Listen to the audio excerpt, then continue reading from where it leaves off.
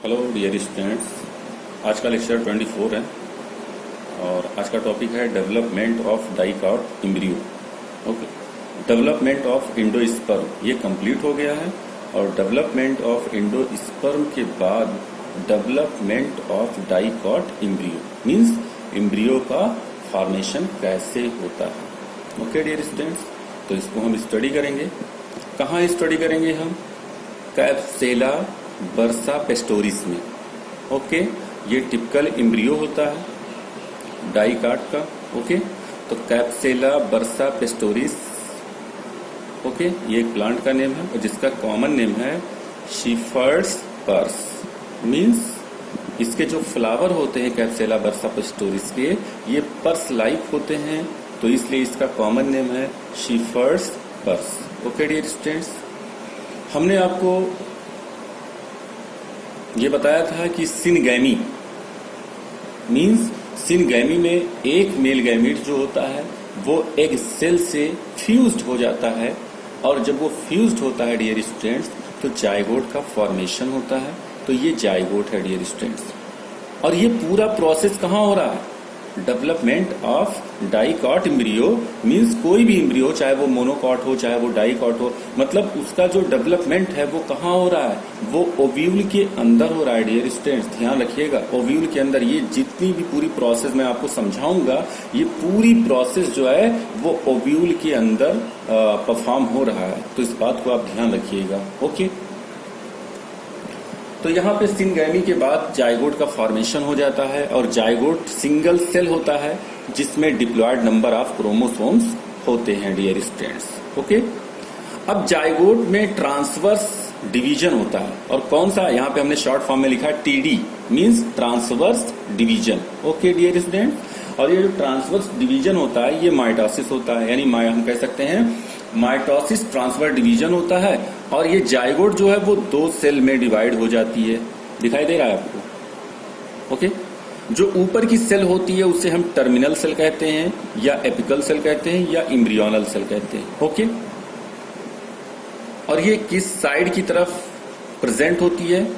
Ovule अगर आपने study की होगी तो ओव्यूल में दो पोल होते हैं, एक चलाजा होता है और दूसरा माइक्रोपाइल होता है। ठीक है, तो जो चलाजा पोल होता है ऊपर की तरफ, उस चलाजा पोल की तरफ एम्ब्रियोनल सेल, जिसका दूसरा नाम क्या है? एपिकल सेल, और जिसका एक नाम और क्या है? टर्मिनल सेल, ये प्रेजेंट होता है चलाजा पोल की तरफ। ओके, नाउ जो सेकंड सेल बनती है नीचे की तरफ उसे हम बेसल सेल कहते हैं या सस्पेंसर सेल कहते हैं डियर स्टूडेंट्स, और ये प्रेजेंट होती है माइक्रोपाइल की तरफ। ओके, बात क्लियर है ना? आफ्टर दैट जो टर्मिनल सेल यहां आपको देख रहे हैं, जो टर्मिनल सेल है, इस टर्मिनल सेल में वर्टिकल डिवीजन होता है। माइटोसिस ही होगा लेकिन वर्टिकल डिवीजन होगा, और वर्टिकल डिवीजन होने से ये टर्मिनल सेल जो है वो दो पार्ट में डिवाइड हो जाएगी। मींस एक टर्मिनल सेल से जो है वो दो सेल का फॉर्मेशन हो जाता है जिसे हम एम्ब्रियोनल सेल कहते हैं। मींस अब एम्ब्रियो का फॉर्मेशन होना क्या हो गया? शुरू हो गया। ओके, तो यहाँ पे टर्मिनल सेल जो होती है वो वर्टिकल डिवीजन के हेल्प से दो एम्ब्रियोनल सेल में डिवाइड हो जाती है। ओके, बात समझ में आ रही है ना डियर स्टूडेंट्स? और जो बेसल सेल है वो ट्रांसवर्सली डिवाइड होता है, इसलिए हमने यहाँ पे लिखा है टीडी। ओके, ट्रांसवर्सली डिवाइड होता है, और जब ये ट्रांसवर्सली डिवाइड होता है तो ये बेसल सेल जो होता है वो दो सस्पेंसर सेल का फॉर्मेशन करता है। मींस बेसल सेल का ही दूसरा नाम क्या है? सस्पेंसर सेल है। ओके, तो यहाँ हमने बेसल सेल लिखा है, यहाँ हमने क्या लिखा है? Suspensor cell. ओके, तो ध्यान रखिएगा, नेम में कंफ्यूज मत होइएगा, ये दोनों सेम है। यहाँ पे एक सेल थे, यहाँ कितने हो गए? 2 हो गए। ओके डियर स्टूडेंट्स, अब यहाँ पे देखिएगा ये जो पूरा स्ट्रक्चर बनता है जहां पे दो एम्ब्रियोनल सेल है और दो सस्पेंसर सेल है, तो यहाँ हमने इस स्ट्रक्चर के जस्ट नीचे लिखा है T shaped structure. Means T shaped structure कैसे बना? ये देखो, हमारे पेन को देखो ये। ओके, तो ये टी शेप्ड है कि नहीं है? ओके, इसलिए इस पूरे स्ट्रक्चर को हम क्या कहते हैं? टी शेप्ड स्ट्रक्चर कहते हैं। आफ्टर दैट अब क्या होगा? ये जो दो एम्ब्रियोनल सेल होते हैं इनमें फिर डिवीजन स्टार्ट होगा और ये दो सेल जो है वो 4 सेल में डिवाइड हो जाएंगे। 1 2 3 एंड 4 सेल में डिवाइड हो गए। ये जो 4 सेल में डिवाइड हो गए मीन्स दो एम्ब्रियोनल सेल जो है वो 4 एम्ब्रियोनल सेल में क्या हो गया डियर स्टूडेंट्स, डिवाइड हो गया। ओके, तो जब यहाँ पे 4 एम्ब्रियोनल सेल का फॉर्मेशन हो गया तो इसको हम क्या कहेंगे, क्वाड्रेंट स्टेज। क्या कहेंगे, क्वाड्रेंट स्टेज या फिर टेट्रॉड स्टेज हम कह सकते हैं। ओके, आफ्टर दैट जो दो सस्पेंसर सेल होता है, ओके, इसमें कई टाइम्स डिवीजन होते हैं, कई बार डिवीजन होते हैं और 6 से 10 सेल का फॉर्मेशन होता है। यानी दो सस्पेंसर सेल जो होती है वो 6 से 10 यानी 6 to 10 सस्पेंसर सेल में डिवाइड हो जाती है। और सस्पेंसर सेल का जो फर्स्ट सेल होता है, यहाँ पे देखिए सस्पेंसर सेल का जो फर्स्ट सेल होता है जो जस्ट एम्ब्रियोनल सेल के जस्ट नीचे होता है यहाँ पे, ओके, इसको हम क्या कहते हैं, हाइपोफाइसिस कहते हैं। और जो सबसे लास्ट वाली सेल होती है जो थोड़ी स्वेलिंग कर जाती है इसे हम क्या कहते हैं, हास्टोरियल सेल कहते हैं। बात समझ में आ रही है। अब ये जो हास्टोरियल सेल है ये क्या काम करेगी, हास्टोरियल सेल जो है डियर स्टूडेंट्स ये इंडोस्पर्म में इंटर कर जाएगी। इंडोस्पर्म जो इंडोस्पर्म का डेवलपमेंट हुआ है, ओके, उस इंडोस्पर्म में ये हास्टोरियल सेल इंटर कर जाएगी और इंडोस्पर्म से नरिशमेंट न्यूट्रिटिव फूड मटेरियल को एब्जॉर्व करेगी ये हास्टोरियल सेल। ओके, और न्यूट्रिटिव फूड मटेरियल को एब्जॉर्व करके किसको देगी, ये डेवलपिंग एम्ब्रियो को, मतलब जो एम्ब्रियोनल सेल बन रही हैं उनको ये क्या देगी, न्यूट्रिशन देगी। ओके, तो ये ध्यान रखिएगा ये हास्टोरियल सेल का फंक्शन होता है। ओके, आफ्टर दैट अब हम बात करते हैं कि ये 4 एम्ब्रियोनल सेल जो होती है वो फिर डिवाइड होती है और फिर ये 4 एम्ब्रियोनल सेल जो होती है वो 8 सेल्ड में डिवाइड हो जाती है, मतलब 8 सेल्ड का एम्ब्रियो बन जाता है जिसको हम क्या कहते हैं, ऑक्टेंट स्टेज कहते हैं। तो यहाँ पे ऑक्टेंट स्टेज हो गया। ओके, अब ऑक्टेंट स्टेज में आप देख रहे हैं 4 सेल ऊपर की तरफ है, 1 2 3 4 यानी 4 सेल जो ऊपर की तरफ है उनको हम क्या कहते हैं, इपी बेसल सेल कहते हैं। क्या कहते हैं dear students, epibasal cell कहते हैं। ठीक है, और जो 4 सेल नीचे की तरफ है 1 2 3 4 ये 4 सेल जो नीचे की तरफ है उसे हम क्या कहते हैं, हाइपोबेसल सेल कहते हैं। क्या कहते हैं, हाइपोबेसल सेल। तो ध्यान रखिएगा ऊपर वाले सेल को यानी कि 8 एम्ब्रियोनल सेल जब बनेंगे तो उस 8 एम्ब्रियोनल सेल में जो 4 ऊपर की तरफ होंगे उसे हम इपी बेसल सेल कहेंगे और जो 4 नीचे की तरफ होंगे उसे हम क्या कहेंगे, हाइपोबेसल सेल कहेंगे डियर स्टूडेंट्स।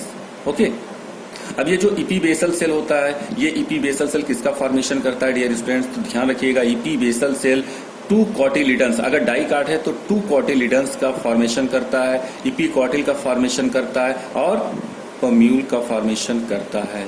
मतलब 3 स्ट्रक्चर होते हैं जो इपी बेसल से फॉर्म होते हैं, बनते हैं। ओके, दिखाई दे रहा है ना। और हाइपोबेसल सेल जो है वो 2 स्ट्रक्चर का फॉर्मेशन करता है, रेडिकल का और हाइपोकॉटिल का। अब ये हाइपोकॉटिल क्या होता है, ओके, इपीकॉटिल क्या होता है, इसकी स्टडी हम अभी बाद में करेंगे। ओके, लेकिन यहाँ पे पहले आप समझ लीजिएगा इपी बेसल सेल यानी 4 जो ऊपर की तरफ सेल हैं उसे हम इपी बेसल सेल कहते हैं डियर स्टूडेंट्स। और इपी बेसल सेल से 2 कॉटिलिडन्स, इपीकॉटिल और पम्यूल का फॉर्मेशन होता है। और हाइपोबेसल सेल जो 4 नीचे की तरफ है उनको हम हाइपोबेसल सेल कहते हैं और इससे रेडिकल और हाइपोकॉटिल का फॉर्मेशन होता है। ओके डियर स्टूडेंट्स, उसके बाद में जो हाइपोफाइसिस होती है, हमने बताया नहीं कि सस्पेंसर सेल की जो पहली सेल होती है उसे हम क्या कहते हैं, हाइपोफाइसिस कहते हैं। ये हाइपोफाइसिस किसका फॉर्मेशन करेगी, रूट कैप का फॉर्मेशन करेगी। बात समझ में आई। तो रूट कैप कहाँ होता है, रूट कैप जो होता है वो रूट पर होता है, यानी रूट टिप के ऊपर एक कवरिंग होती है जिसे हम क्या कहते हैं, रूट कैप कहते हैं डियर स्टूडेंट्स, है ना। और हास्टोरियल सेल तो वैसे ही है, मींस हास्टोरियल सेल जो है वो नरिशमेंट को एब्जॉर्ब करेगा और डेवलपिंग एम्ब्रियो को या डेवलपिंग एम्ब्रियोनल सेल को न्यूट्रिशन क्या करेगा, प्रोवाइड कराएगा। ओके, आफ्टर दैट अब आगे हम बढ़ते हैं, थोड़ा सा आगे जब बढ़ते हैं तो ये जो 8 सेल एम्ब्रियो स्ट्रक्चर है ये अब 16 सेल में डिवाइड हो जाता है। मींस जब माइटोसिस होगा तो 8 जो है वो कितने सेल में डिवाइड हो जाएगी, 8 से 16 सेल का फॉर्मेशन हो जाता है। ठीक है, तो जो आउटर लेयर में 8 सेल होती है, यहाँ पे देखिए 1 2 3 4 5 6 7 8, मतलब जो बाहर का लेयर 8 होता है। ओके, और अंदर की तरफ जो होती हैं वो 8 सेल होती हैं, ठीक है। तो बाहर 8 सेल होते हैं और अंदर की तरफ 8 सेल होते हैं, तो 8 + 8 = 16 सेल, है ना। और ऐसे स्ट्रक्चर को हम क्या कहते हैं डियर स्टूडेंट्स? ऐसे स्ट्रक्चर को हम ग्लोब्यूलर एम्ब्रियो कहते हैं, ध्यान रखिएगा, ग्लोब्यूलर एम्ब्रियो। तो बताइए ग्लोब्यूलर एम्ब्रियो में जो एम्ब्रियोनल सेल होते हैं वो कितने सेल बन जाते हैं? 16 सेल का फॉर्मेशन हो जाता है, जिसमें 8 आउटर साइड होते हैं और 8 इनर साइड होते हैं। बाकी स्ट्रक्चर ये जो नीचे का स्ट्रक्चर है ये क्या है? सेम है। Okay dear students, after that अब बात क्या आती है? ओके, अब यहां पे देखिएगा जो 16 सेल ग्लोब्यूलर एम्ब्रियो का जो 16 सेल है डियर स्टूडेंट्स, ये डिफ्रेंशिएट होता है और इसके शेप थोड़े से चेंज होते हैं। और जब इसके शेप थोड़े से चेंज हो जाते हैं, इस ऊपर के शेप जब चेंज हो जाते हैं तो ये हार्ट शेप में चेंज हो जाता है। यहाँ पे देखिए ये हार्ट शेप में चेंज हो रहा है, ठीक है। तो यहाँ हम कहेंगे heart shaped embryo, means globular embryo किस में चेंज हो गया? हार्ट शेप्ड में चेंज हो गया। तो इसको हमने क्या कहा? हार्ट शेप्ड एम्ब्रियो का। Okay dear students, okay. यहाँ पे प्ल्यूम्यूल होगा, ओके। प्ल्यूम्यूल किसका फॉर्मेशन करता है? शूट का, मीन्स स्टेम का फॉर्मेशन करेगा। और ये कॉटिलीडन हो गया, क्या हो गया? कॉटिलीडन। अब यहाँ पे अगर हम स्टडी करते हैं कि हार्ट शेप्ड एम्ब्रियो, तो हार्ट शेप्ड एम्ब्रियो में सभी मैरिस्टमेटिक सेल होते हैं। क्या होते हैं? सभी मैरिस्टमेटिक सेल होते हैं। और आप जानते हैं कि अगर मैरिस्टमेटिक सेल है तो उसमें सेल डिवीजन जो है वो कंटिन्यू होता रहता है, ओके। तो यहाँ पे जो है मैरिस्टमेटिक सेल जो है वो हार्ट शेप्ड एम्ब्रियो में मैरिस्टमेटिक सेल होते हैं, इसलिए इसमें डिवीजन कंटिन्यू होते रहते हैं, ओके। यहाँ पे देखिएगा जो हार्ट शेप्ड एम्ब्रियो होता है इसमें 3 जोन होते हैं, 3 जोन होते हैं। जो बाहरी जोन होता है उसे हम डर्मेटोजेन कहते हैं, जो मिड जोन होता है उसे हम पेरिबलम कहते हैं, यहाँ पे देखिएगा, ओके। और जो सबसे इनर जोन होता है उसे हम क्या कहते हैं? प्ल्यूरोम कहते हैं, ओके। अब यहाँ पे डर्मेटोजेन जो होता है वो किसका फॉर्मेशन करता है? एपिडर्मिस का फॉर्मेशन करता है। ये आपको अपने माइंड में रखना होगा डियर स्टूडेंट्स कि डर्मेटोजेन एपिडर्मिस का फॉर्मेशन करता है। उसके बाद में पेरिबलम जो होता है वो कॉर्टेक्स हाइपोडर्मिस और एंडोडर्मिस का फॉर्मेशन करता है। और प्लीरोम जो होता है वो स्टील का फॉर्मेशन करता है। स्टील मतलब जाइलम और फ्लोएम मीन्स वेस्कुलर बंडल का फॉर्मेशन करता है। पेरिसाइकिल का फॉर्मेशन करता है। और किसका फॉर्मेशन करता है? मेडुलरी रे और पित्त का फॉर्मेशन करता है। इसकी स्टडी आपने जो है वो टीएस ऑफ स्टेम या टीएस ऑफ रूट की स्टडी की होगी 11th क्लास में, ओके। सेल एक चैप्टर आपको मिला होगा जिसका नाम होगा सेल डिफरेंशिएशन टिश्यू, है ना। उसमें एक थ्योरी है, उस थ्योरी का नाम है डियर स्टूडेंट्स हिस्टोजन थ्योरी, है ना। जिसे किसने दिया था? हैंस्टीन एक साइंटिस्ट थे, उन्होंने दिया था 1870 में, ओके। 1870 में हैंस्टीन ने जो है हिस्टोजन थ्योरी दिया था। और हिस्टोजन थ्योरी में यही बताया गया था कि चाहे रूट का फॉर्मेशन हो चाहे स्टेम का फॉर्मेशन हो तो उसमें 3 जोन होते हैं। जो आउटर जोन होता है उसे हम डर्मेटोजेन कहते हैं, जो एपिडर्मिस का फॉर्मेशन कहते हैं। जो सेकंड जोन होता है उसे हम पेरिबलम कहते हैं, जो कॉर्टेक्स हाइपोडर्मिस और एंडोडर्मिस का फॉर्मेशन करते हैं। और जो इनर जोन होता है उसे हम प्लीरोम कहते हैं, और प्लीरोम स्टील, पेरिसाइकिल और मेडुलरी रे और पित्त का फॉर्मेशन करता है। ओके डियर स्टूडेंट्स, इतनी बात समझ में आई। नाउ नेक्स्ट, यहाँ पे देखिएगा जो हार्ट शेप्ड एम्ब्रियो था, ओके, वो हार्ट शेप्ड एम्ब्रियो जो है वो किसमें चेंज हो जाता है? हार्ट शेप्ड एम्ब्रियो जो है वो कर्व हो जाता है और कर्व होकर के डाइकॉट एम्ब्रियो का क्या करता है? फॉर्म करता है। डाइकॉट एम्ब्रियो का फॉर्मेशन करता है, जिसमें कॉटिलीडन कितने होते हैं? 2 कॉटिलीडन होते हैं। फिर प्ल्यूम्यूल होता है डियर स्टूडेंट्स, एनसीईआरटी में मेंशन किया गया। 2 कॉटिलीडन है, उसके बाद में क्या है? प्ल्यूम्यूल है। उसके बाद में क्या है? हाइपोकॉटिल है। और फिर क्या है? रेडिकल है। रेडिकल किसका फॉर्मेशन करता है? रूट का फॉर्मेशन करता है, ओके।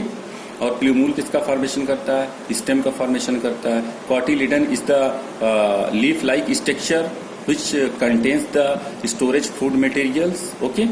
और ये हाइपोकॉटिल रीजन होता है, ओके डियर स्टूडेंट्स। तो ये dicot embryo, typical dicot embryo का ये क्या है? स्ट्रक्चर है। तो इस बात को ध्यान रखिएगा, ओके। यहाँ पे मैं आपको देखिए, यहाँ पे बुक में देखिए ग्लोब्यूलर हार्ट शेप्ड, ओके, दिया गया है ना, हमने आपको बताया है, ओके। उसके बाद में एम्ब्रियोनल एक्सिस क्या होता है ये आपको बतानी है, ठीक है। तो एम्ब्रियोनल एक्सिस पे हम जो है वो कंसंट्रेट करते हैं अपने आप को, ठीक है। आइए समझते हैं एम्ब्रियोनल एक्सिस क्या होता है। प्ल्यूम्यूल और रेडिकल जहां पे प्ल्यूमूल और रेडिकल है। तो प्ल्यूमूल और रेडिकल कहां पे है? यहां पे देखिए फिगर में, प्ल्यूमूल यहां पे है, ओके, ध्यान दे पा रहे हैं ना, और रेडिकल यहां पे है। तो प्ल्यूमूल और रेडिकल के बीच का जो रीजन होता है उसको हम क्या कहते हैं? उसको हम कहते हैं एम्ब्रियोनल एक्सिस। तो एम्ब्रियोनल एक्सिस कहां प्रेजेंट होता है dear students? Embryonal axis present between plumule and radicle, okay. तो यहां पे हमने यही लिखा है कि embryonal axis present between plumule and radicle. Embryonal axis plumule और रेडिकल के बीच में क्या होता है? प्रेजेंट होता है। और एम्ब्रियोनल एक्सिस को हम क्या कहते हैं? टाइजेलम कहते हैं। क्या कहते हैं? टाइजेलम कहते हैं। तो ध्यान रखिएगा, टाइजेलम है। उसके बाद में इपीकॉटिल की बात आती है। इपी का मतलब होता है ऊपर और कॉटिल का मतलब होता है कॉटिलिडन, यानी कॉटिलिडन के ऊपर का जो पार्ट होता है उसको हम क्या कहते हैं? इपीकॉटिल। तो कॉटिलिडन के ऊपर का पार्ट क्या होता है? ये कॉटिलिडन है, ये कॉटिलिडन है। कॉटिलिडन के ऊपर का जो पार्ट होता है, तो कॉटिलिडन तो ये हो गए। अब कॉटिलिडन के ऊपर का पार्ट यही तो है डियर स्टूडेंट्स। यहां पे देखिए, इपीकॉटिल ही तो हम समझ रहे हैं ना। तो ये कॉटिलिडन, ये तो कॉटिलिडन हो गया। देखिए लीफ लाइक स्ट्रक्चर। अब कॉटिलिडन अगर ये है तो इसके ऊपर का जो पार्ट होगा उसी को हम क्या कहेंगे? इपीकॉटिल कहेंगे। और ये इपीकॉटिल जो है डियर स्टूडेंट्स, वो कहाँ टर्मिनेट करता है, अपने आप को कहाँ खत्म करता है? तो अगर ये इपीकॉटिल रीजन है तो वो प्ल्यूमूल में अपने आप को क्या करेगा? टर्मिनेट करेगा। इपी मतलब होता है ऊपर और कॉटिल मतलब होता है कॉटिलिडन, यानी कॉटिलिडन के ऊपर के पार्ट को हम इपीकॉटिल कहते हैं, जो ऑलवेज मतलब जो हमेशा टर्मिनेट करता है कहाँ? प्ल्यूमूल में। इस बात को ध्यान रखिएगा। Now next, हाइपोकॉटिल। हाइपो मतलब क्या? नीचे, और कॉटिल मतलब कॉटिलिडन, यानी कॉटिलिडन के नीचे का पार्ट। तो कॉटिलिडन के नीचे का पार्ट क्या है? हाइपोकॉटिल है। और हाइपोकॉटिल हमेशा कहाँ टर्मिनेट करते हैं? रेडिकल में टर्मिनेट करते हैं या फिर रूट कैप में टर्मिनेट करते हैं। And root cap root cap कहाँ पे आता है? रूट कैप जो होता है डियर स्टूडेंट्स, वो रूट हेयर जो होते हैं या जो रूट का टिप होता है, ओके, रूट टिप होता है, उस रूट टिप के चारों तरफ रूट कैप पाया जाता है, यानी हम कह सकते हैं root tip is covered by root cap. तो यहां पे आप समझिए बात को हमारी। एम्ब्रियोनल एक्सिस कहाँ प्रेजेंट है? एम्ब्रियोनल एक्सिस प्रेजेंट है प्ल्यूमूल और रेडिकल के बीच में। इसका दूसरा नाम क्या है? टाइजेलम है। इपीकॉटिल का मतलब क्या होता है? कॉटिलिडन के ऊपर का पार्ट जो कहाँ टर्मिनेट करता है? प्ल्यूमूल में। और हाइपोकॉटिल का मतलब क्या होता है? कॉटिलिडन के नीचे का पार्ट जो कहाँ टर्मिनेट करता है? रेडिकल और रूट टिप में, और root tip covered by root cap, okay. अब यहां पे हम बात करते हैं, ये पूरा स्ट्रक्चर किसका है? ओव्यूल का है। जब मैच्योरेशन हो, जब मैच्योर हो जाएगा, जब एम्ब्रियो मैच्योर हो जाएगा, और फर्टिलाइजेशन प्रोसेस तो हो ही चुका है और एम्ब्रियो मैच्योर हो चुका है, अब उसके बाद में ये जो ओव्यूल होगा ये किसमें चेंज हो जाएगा? सीड में चेंज हो जाएगा।